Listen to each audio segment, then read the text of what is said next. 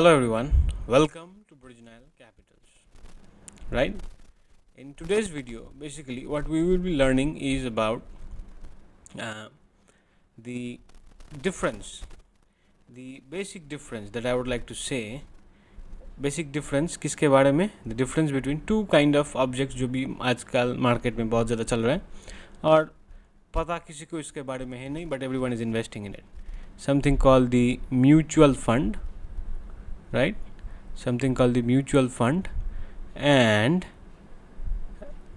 versus what is the difference in buying a stock? Buying a stock, correct? I'll give you the difference. When should a person buy mutual fund and when should a person buy a stock? This video is all about that, right? Hope it's interesting, and I'll try my level best to do every single thing as much as possible.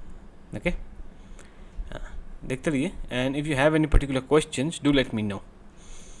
Frontier में.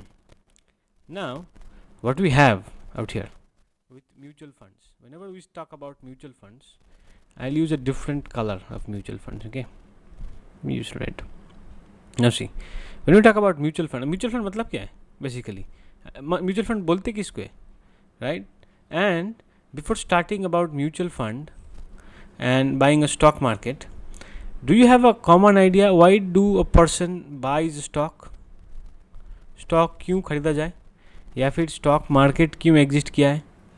Stock market मतलब क्या है basically, right?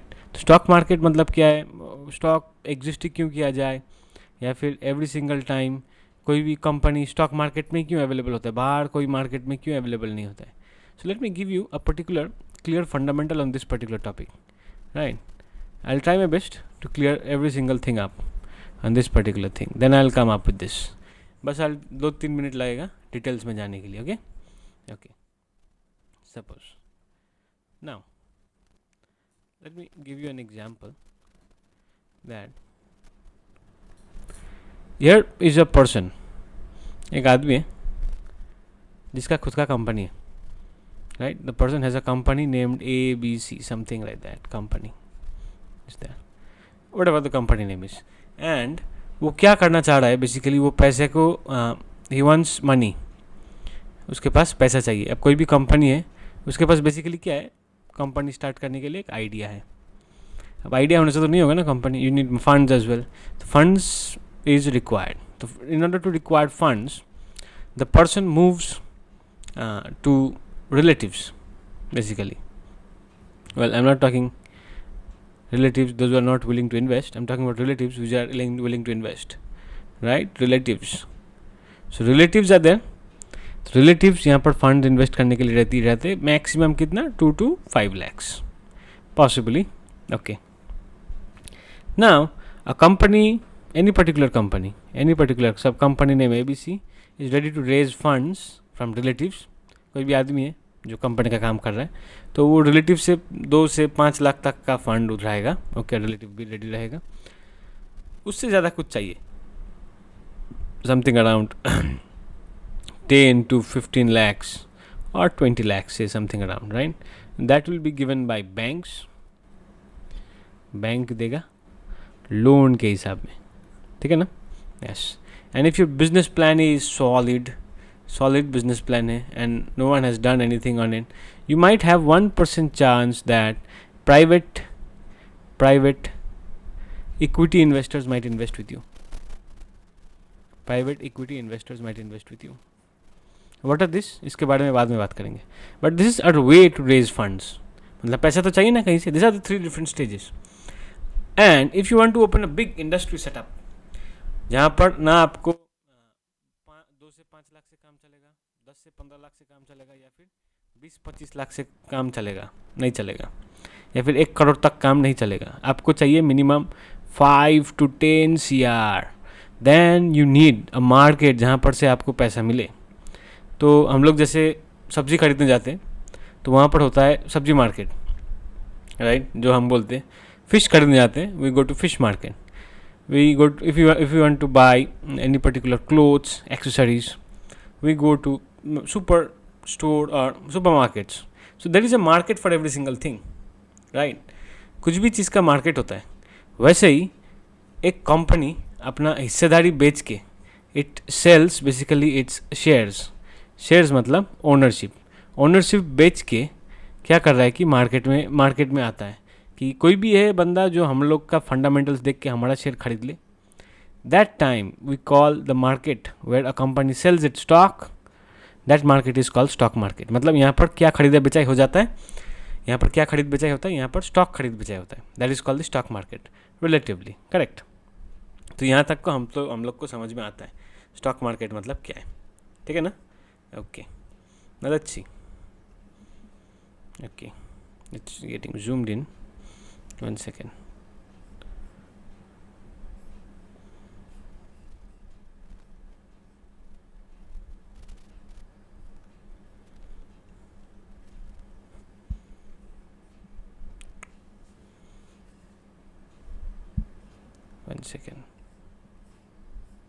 Okay, I've moved that thing pretty auspiciously. Now let us come to the topic that we are discussing. हम लोग को ये तो मालूम चल गया कि स्टॉक मार्केट मतलब क्या है. Now we will be coming to a topic of something that is called mutual fund, right? Mutual fund का मतलब क्या है, and why should we invest in mutual funds? As we have understood, there are multiple stocks in India, right? But here is a boy. अब वो उसके पास बस 1000 rupees है invest करने के लिए. टू इन्वेस्ट उसके पास 1000 रुपये है. ना if you wants to buy a share of a company, share खरीदने गया शेयर मार्केट, जिसको शेयर मार्केट बोला जाता है, राइट. शेयर मार्केट में जाके देखता है जो शेयर बिक रहा है, जैसे MRF जैसे कंपनी का, 1 शेयर सोल्स अराउंड ₹1,30,000. तो 1000 में तो India does not have a system of selling 1 share at a time. India में बिकता नहीं है, राइट. मतलब बिना विदाउट 1 शेयर इंडिया में कुछ बिकता नहीं है. In foreign you can buy 1/4 1/8 of a share. मतलब आप 1000 रुपये से भी MRF का कुछ टुकड़ा ओन कर सकते हैं. Same thing is not possible in Indian markets. This is the system of Indian markets. If you want to buy you have to buy 1 full share. मतलब आपको एक पूरा शेयर खरीदना पड़ेगा. क्लियर है ना. Okay. So after buying MRF का price उसने देख लिया, अच्छा कंपनी है. और any other companies, Eicher Motors देख लिया, राइट, 5,000 और this price might be different as well. Okay, they might differ, it depends.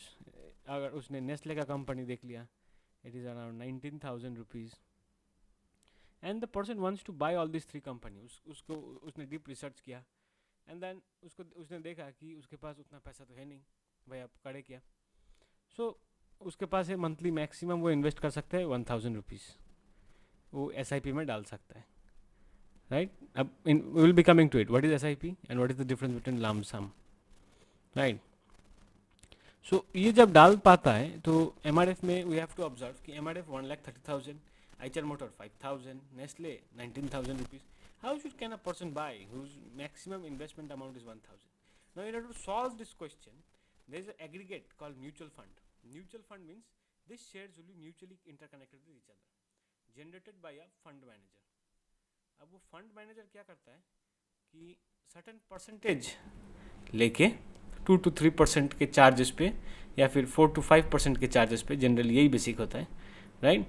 इसी के चार्जेस के ऊपर डिपेंड करके वो आपके पैसे 1000 रुपीज़ को वो डिवाइड कर देता है कि यहाँ पर से 1.8% MRF जाएगा, आइचर में 80% जाएगा, नेस्ले में 20% जाएगा. आई am just giving an example.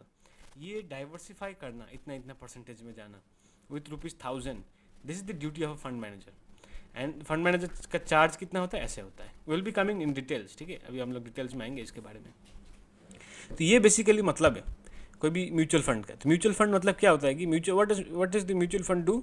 It's actually good if you see ना, कि कोई भी आदमी 1000 रुपये से इन्वेस्ट कर पाएगा, पर उसके पास डायरेक्टली एक शेयर खरीदने का पैसा है नहीं, फिर भी वो इन्वेस्ट कर पाएगा मार्केट्स में. How is that possible? This is how it is. How can the person do? The person can basically by one particular share. Can't buy, if person can buy one particular share, but he can buy the NAV mutual fund में एक चीज़ नाम से बिकता है, उसका बोला जाता है NAV, नॉमिनल वैल्यू। अब नॉमिनल वैल्यू 47 है और 50 रुपीज़ है, 100 रुपीज़ है, divided by 1000 we can get how many nominal value is there. उतना नॉमिनल वैल्यू के हिसाब से ये सब शेयर्स उन लोग को एलोकेट किया जाता है। I am clear with it यहाँ पर? This is the basic meaning. Now will be coming, अब म्यूचुअल फंड काम ही ये करता है कि इंटरकनेक्टेड कर देता है। ये इंटरकनेक्टेड किसको कर देता है? नेस्ले को कर दिया, आइचर से, MRF से। आई एम जस्ट गिविंग 3 कंपनी, नहीं तीनों कंपनी नहीं होता है, 30 कंपनीज का होल्डिंग रहता है म्यूचुअल फंड में minimum.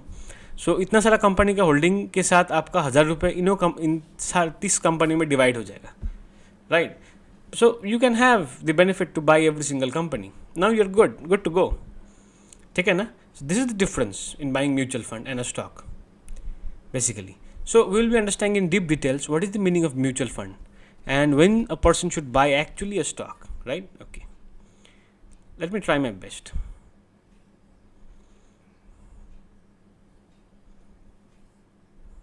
Okay,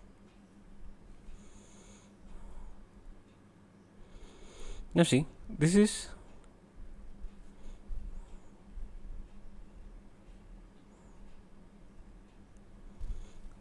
I'm trying to okay, we are going to try understanding mutual funds. Understand it, important, this is an important topic, समझना पड़ेगा, ठीक है? तो म्यूचुअल फंड मतलब हम लोग को समझा कि म्यूचुअल फंड क्या होता है कि इंटरकनेक्टेड स्टॉक्स होता है, मतलब इंटरकनेक्टेड फंड्स होता है। फंड्स मतलब एलोकेटेड फंड्स होता है, पब्लिक से रेज किया हुआ रहता है, मतलब सबने दिया कि जिसको इंटरेस्टेड है इन्वेस्ट करने में, ये फंड जाके अलग अलग कंपनीज में, जैसे MRF हो गया, नेस्ले हो गया, जिसका शेयर में एक खरीद नहीं सकता, what I do, I give to mutual fund manager, he manages my money to buy invest in this particular funds। तो कोई भी म्यूचुअल फंड में डालने से पहले आपको देखना पड़ेगा कौन सा शेयर्स एलोकेट हो रहा है, राइट? शेयर्स कौन सा कंपनी में म्यूचुअल फंड का मैनेजर इन्वेस्ट कर रहा है। सो MRF वगैरह, this are all the things the mutual fund manager observes basically. तो ये सब देख के वो बोलता है कि नहीं, और कोई भी कंपनी अच्छा है या फिर बुरा है, उसी के हिसाब से वो कंपनी को निकालता है या फिर अंदर डालता है। That is the system, that is the function done by mutual fund. तो म्यूचुअली कनेक्ट कर देता है ताकि हर एक आदमी को इन्वेस्ट करने के लिए ईजी हो, सिंपल। अब how to invest in mutual fund, next question comes. In order to invest in mutual fund we have 2 different ways to invest in mutual funds, right? Number 1 we call the SIP system. SIP system मतलब क्या है? This is called the systematic investment plan,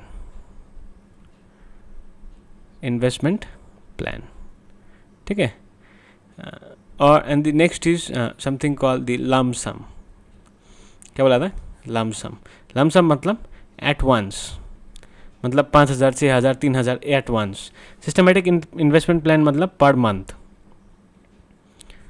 difference क्या है?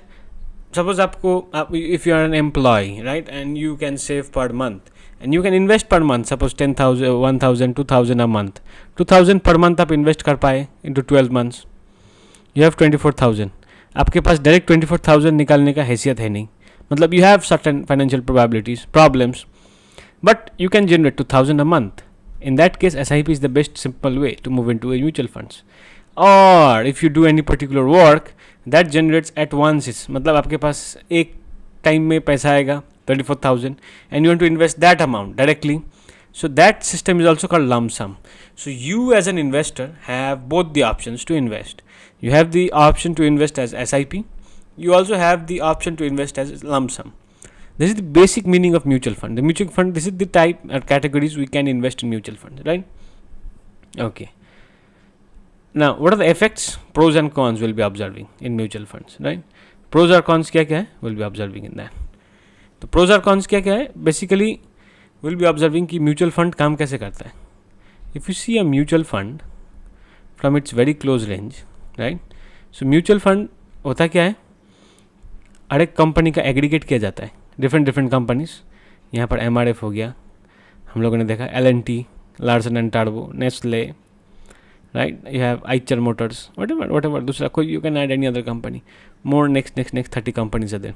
सो सब, if I want to invest 1,000 rupees, ये 1,000 rupees को divide कर देता है हर एक कंपनीज में. That is the function of mutual. अब ये काम कौन करता है डिवाइड करने का? That is done by the fund manager, as we have discussed. कौन काम करता है? Fund manager, right. और म्यूचुअल फंड बेसिकली 2 कैटेगरीज से डिवाइड होता है. दोनों का ही फंड मैनेजर होता है. एक बोला जाता है active mutual funds and the other is called passive mutual funds. Difference क्या है? बहुत है, right. You have to understand them. Now we will be observing individually the differences. हम लोगों ने ये तो समझ में आया कि ये किस कहाँ इन्वेस्ट करते हैं, राइट. ये जो फंड मैनेजर्स है will be coming to it. Now see, observe them. Will be coming to a position called the active mutual funds. Active mutual funds. Active mutual funds मतलब क्या होता है? They tell you, they will give you a, they will beat the market. This is the language they use. They will beat the market. मतलब if Nifty, I'm giving an example. If Nifty gives return of 12.5% per year, right? This the active mutual funds will give you. They will not give you, they will tell you they will generate 20 to 30% returns. They are not paying a guarantee. They may or may not give a returns. Volatile होता है, up down हो ही सकता है, right. So active mutual fund में आदमी यही कारण से घुसता है कि उसको निफ्टी को बीट करना है. जनरल रिटर्न्स निफ्टी एक साल में 12.5% देगा, तो ये 20-30% देगा. अब इसी के लोभ में ही वो आदमी घुस जाता है. आदमी तो लोभ में क्या क्या कर लेता है पता नहीं. This is the example what I am saying, right. ये बेसिक एग्जाम्पल है कि आदमी कितना सारा मिस्टेक्स कर लेता है अपने टाइम पे. Okay, so Nifty what it does, Nifty में इतना इन्वेस्ट कर लिया 12.5% के रेस्पेक्ट में. You invest 20 to 30% active. अब नाउ कोई भी म्यूचुअल फंड में दो किस्म का एक्सपेंस होता है. अब फंड मैनेजर फ्री में काम थोड़ी करेगा. आप किसी को पैसा दोगे फ्री में काम करेगा? नहीं करेगा ना. सिंपल है. No one will work for free. They need some charges. They have their own charges. अब तो आप बोलोगे कि नहीं, मेरे से तो 1000 रुपये ले लिया भाई, दूसरा कोई चार्जेस लिया नहीं. आपसे डायरेक्टली नहीं लिया, अब इनडायरेक्टली लेने वाला है. And it will take throughout the term, right. मतलब आपका जो भी रिटर्न्स आने वाला है वो रिटर्न्स के ऊपर ले लेगा. I am just discussing it every single point. Just listen to it. Now observe it. Mutual fund का जो भी इंडेक्सेस है, म्यूचुअल फंड का जो भी पोजीशन है, you have to understand. Active mutual fund में दो किस्म का expense. One is called the expense ratio. See, one is called the expense ratio. हो sorry, this is called the expense ratio and the other is called the exit ratio, right. Exit ratio, function of mutual funds. Expense ratio, exit ratio. What is the basic meaning of exit ratio and expense ratio? Let us see. Expense ratio मतलब suppose you invest 1000 rupees, हाँ, और कोई भी fund में उसका stock कोई भी हो और वो फंड नीचे चला आता है. You bought N NAV of rupees 50. Suppose I am not giving an example of NAV, complex नहीं करूँगा इस बात को. ओके, सी, 1000 रुपये डाले, कल मार्केट नीचे चला गया जो स्टॉक्स में आपने डाला था. Now your 1000 rupee will be converted to 850 rupees. Suppose कितना घटा? You have a discount, you have 150 rupees negative. Again next day your 1000 rupee जो आपने महीना में इन्वेस्ट किया था वो चला गया 1200 रुपये. मतलब 1200 डायरेक्टली तो जाएगा नहीं, right. That will first it will proceed something till 1050 चला गया. Let's take this example. मतलब यहाँ से यहाँ ये कितना इंक्रीज किया? 200 rupees approximately. So 200 rupees plus हो गया, राइट. 200 रुपीज़ इंक्रीज हो गया. So this is the function of mutual fund. किसी टाइम आपको नेगेटिव होगा, किसी time positive, but there is a difference. In terms of negative ये लोग कोई चार्जेस नहीं डिडक्ट करेगा, but whenever it is positive they will deduct charges. That is called the expense ratio. मतलब 200 रुपये आ रहा है तो 200 रुपये आपका अकाउंट में डायरेक्ट नहीं घुसेगा. 200 रुपये में 3 to 4% या फिर जो भी परसेंटेज दिया जाता है, बेसिकली 3 to 4% या 2 to 3%, या फिर यू कैन से 4 to 5%. ज़्यादा एक्सपेंसिव म्यूचुअल फंड है. This is what they will do, they will charge this particular amount. से इतना अमाउंट चार्ज करने के बाद जो भी अमाउंट रहेगा वो आपके ऊपर दिया जाएगा. But if you make a loss, they will not से कि लॉस हो गया, अभी मैं अपना जो भी परसेंटेज मैंने काटा था आपको दे दूँगा ना. This is what they do. This is why mutual funds are there. And one more thing, when you exit मतलब आप जब redeem करते हो. अब redeem मतलब क्या है कि जब आप पैसा निकालते हो, right? जब आप पैसा निकालते हो, you have to give certain ratios. 1.25% exit, or you have sometimes 0.95% exit. These are the things that you have to check before buying any mutual fund. So if you're buying any random mutual fund, what are the expense ratio you're paying? You suppose you have invested approximately 1 lakh rupees in mutual funds आज तक. Now you are about to exit. So throughout the year you have paid an expense ratio. right? You have paid an expense ratio. I'll just say you have just paid an expense ratio. See, expense ratio of around 3%, and exit ratio of around 1.25%. Total ratio कितना हो गया? 4.25%. मतलब आपका जो भी amount है consistently compound हो रहा है. Suppose after you have invested 1 lakh rupees, right, और for the tenure of 25 years आपने इन्वेस्ट किया, राइट ना? Okay, you have invested something around for 25 years. Let me tell you, you have invested for 25 years, and suppose you have got a return of 12%. आपको suppose Nifty का ही return मिल गया 12.5%. तो आपको सोचा कि भाई बैंक से तो ज़्यादा मिला है over the long term. Yes definitely, but cancel 4.25% as well from there. तो कितना आ गया exact returns? You are generating a return approximately something around कितना 8.25%, राइट? 8.25%. मतलब इतना तो आपका एफडी दे देगा. And if you again cancel inflation, if you are financially literate, you understand inflation. हम लोग इन्फ्लेशन के ऊपर भी वीडियो बनाएंगे. I am just telling you, if you understand inflation, something is inflation काटेगा, इन्फ्लेशन काट कुट के बाद कितना आपके पास रह जाएगा. Suppose inflation on India is around 5 to 7%.